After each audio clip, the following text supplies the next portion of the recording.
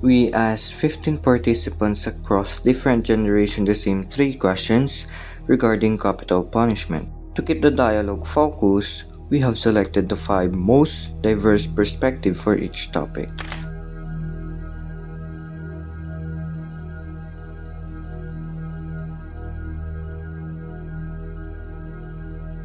Government practice.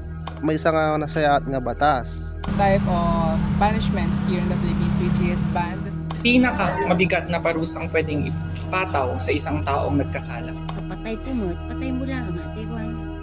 Government practice in which people use death as punishment for crimes. Death penalty may isa nga nasayaat nga batas. Siyempre, so ti kabutang ti mamamayang Pilipino para maiwasan dagiti kriminalidad ito'y bansa tayo. On taking the legal basis, death penalty is a type of punishment here in the Philippines which is banned due to its cruelty in the process. Pinarte ko yung kadagyan nagbaso lang. Wah, no pinatay data asawa ko no kumangkin ko nga nang patay di papatay kumot, patay mo lang ang atiwan. So, death penalty is the pinaka-mabigat na parusang pwedeng ipataw sa isang taong nagkasala. So, in the Philippines, I think we have the Sili Electrica before, we have the lethal injection before, and yun ang death penalty for me.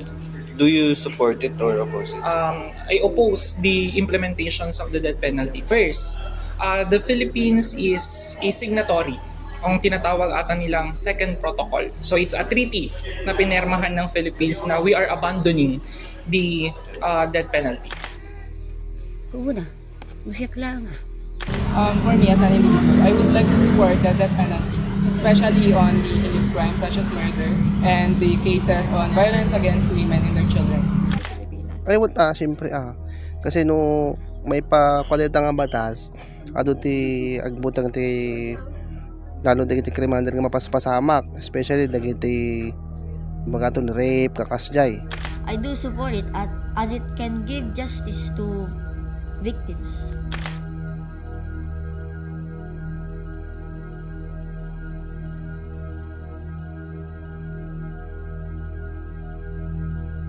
Yes. Hindi po. Hindi ako naniniwala dyan. It does and it doesn't. Oo. Because people are going to be aware that if you did something serious like killing, they could punish you with death penalty. Kapag may death penalty po, parang hindi natin binibigyan ng chance yung mga criminal. Malay mo may instances na hindi naman pala nila ginusto yung ginawa nila. Hindi natin sila mabibigyan ng chance na magbago. Kasi yung sinasabi nilang death penalty, parang tinatakot lang nila yung mga tao. It depends entirely upon the population that it's being employed with. You know, if people realize that if you perpetrate a serious crime and take someone's life is forfeit. And if they convict you, already over. Kasi kung mas may death penalty na sa mga suspect, mas nababawasan yung mga criminal sa Pilipinas.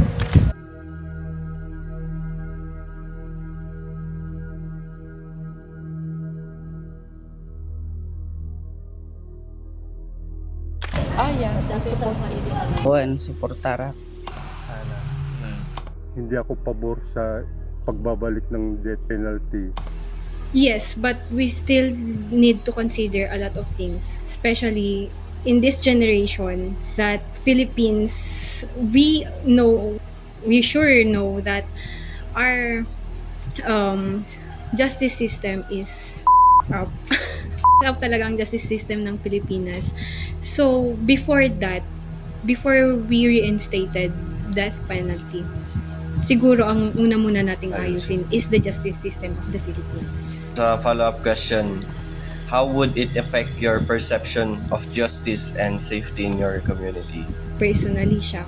As someone na palagala sa gabi, tapos maglalakad-lakad pa, I will feel safe and to think na there's a law abiding it, I will feel more safe.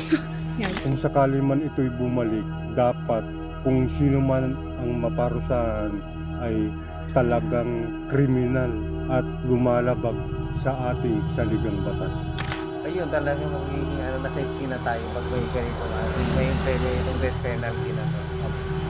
Tignan mo sa other country na yung justice system nila talagang ini-impose nila.